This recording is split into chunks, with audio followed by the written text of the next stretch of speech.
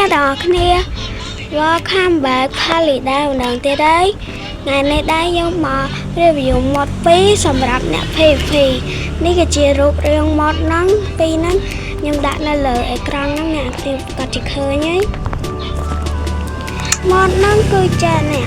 ទាំងអស់គ្នាយើងចុះមកតិចទៀតmod ហ្នឹងពីច្រើនមាននៅ Java ខ្ញុំធ្លាប់លេង Java ធ្លាប់មាន mod ហ្នឹងវាមានដាវលយខ្លាំងមែនតើវាដៃទូចអីចឹងណាដៃទូចហើយដាវវាខ្លីចឹងណាជាមួយហើយទៅធ្វើខំវីដេអូពណ៌ mod PVP មានតែប៉ុណ្ណឹងហើយទៅដាក់ក្លឹបរៀងលឿនខ្ញុំតែហើយបាទខ្ញុំចូលមក review ចាំមើលដែរមើលដាក់លឿនខ្លាំងមែនតើ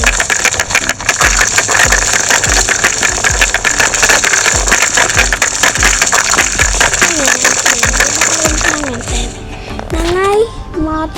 ពីរហ្នឹងមានតែប៉ុណ្្នឹងឯងជួបគ្នានៅវីដេអូក្រោយបាយ subscribe